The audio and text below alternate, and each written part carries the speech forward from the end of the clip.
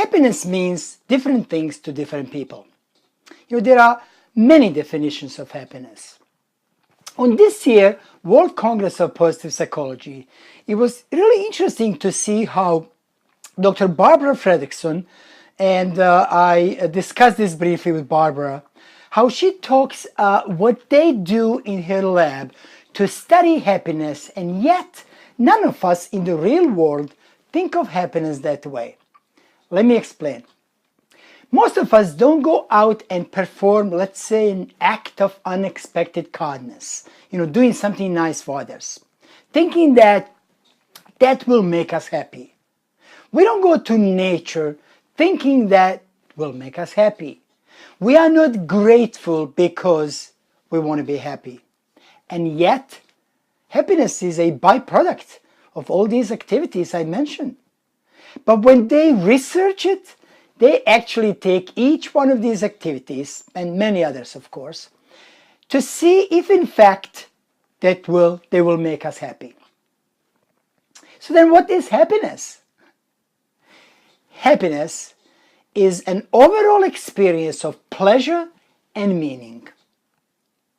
It is important to get this definition, and I will tell you why. Often we see happiness mostly as pleasure.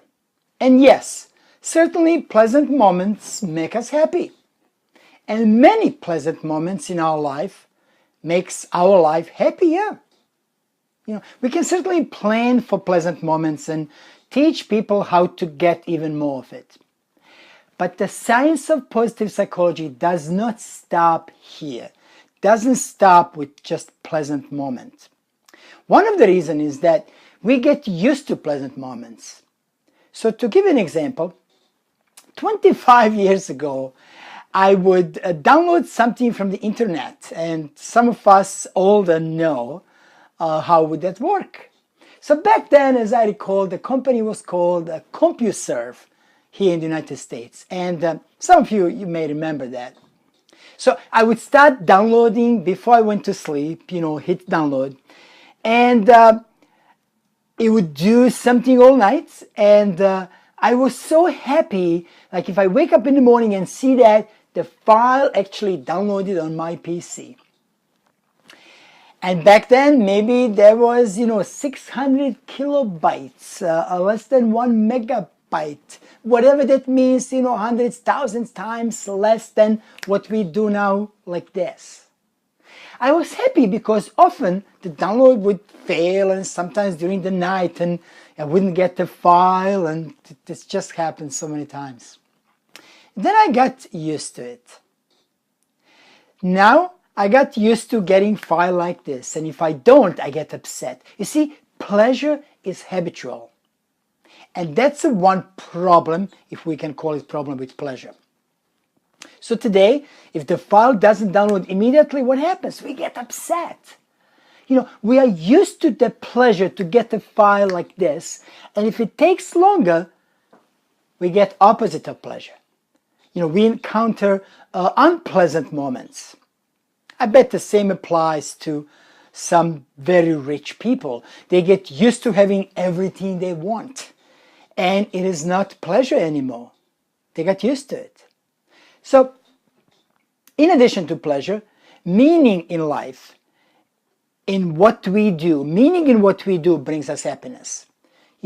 We are the ones who create that meaning. It is not an outside factor.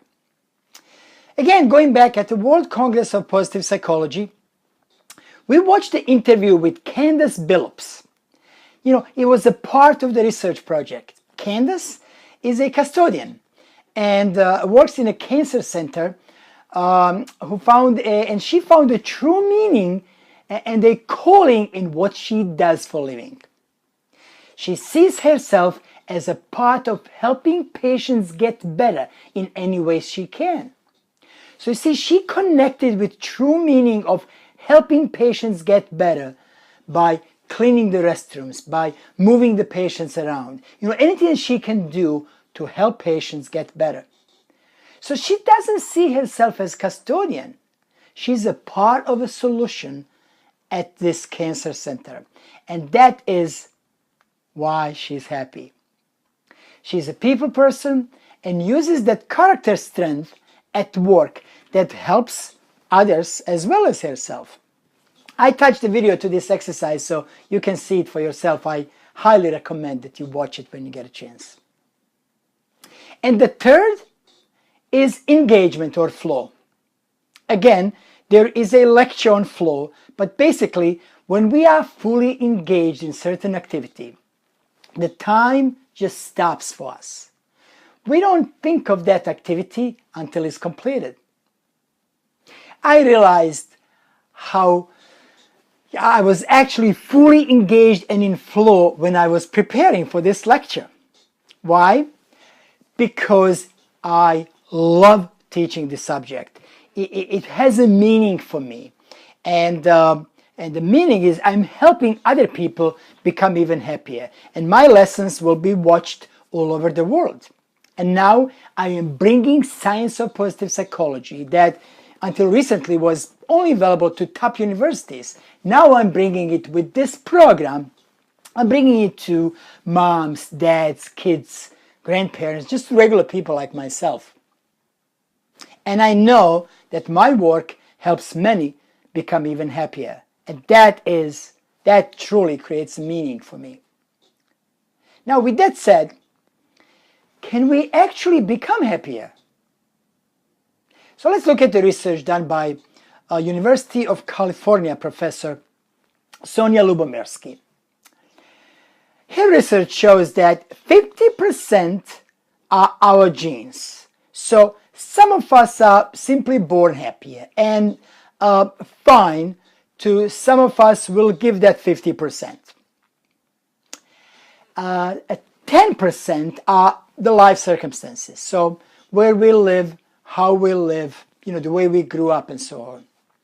But that leaves what? That leaves 40% that is totally dependent on us. It is what we do on a daily basis. Now, this is what research shows, but I want to make one thing clear, and this is like for any research. For some people that have difficult life, so not enough food, no shelter, or simply very, very extremely difficult life circumstances, etc., it's more than 10%. We don't know. This is just an average, right? This is just an average based on research. So, the genes count exactly for 50% for everyone? No, of course not. Again, it's an average. So, please keep that in mind.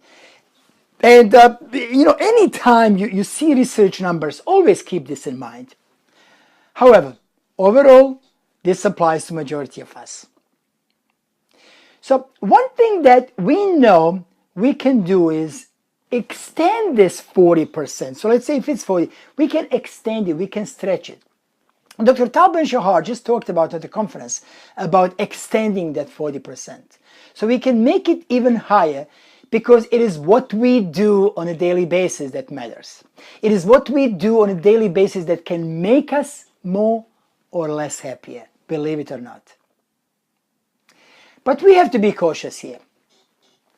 Tools that we are going to learn in this program, and many what we again call happiness interventions, what we call in positive psychology, rather. We shouldn't see this as a goal. To do all these tools, so let's practice every single one, we can become happy. It's really not about pursuit of happiness. It is about happiness of pursuit. It's about a journey and not the end goal. Now, we could become happier if we apply some of the tools learned here and interventions from positive psychology, but happiness is a byproduct of these tools. Again, it's not the end goal. So please keep this in mind, because often we think of, end goal, and we discussed that earlier. We think of end goal when I get this, when I buy this, when I get this diploma, often we think of end goal. It is really not. It is the journey that really makes us happier.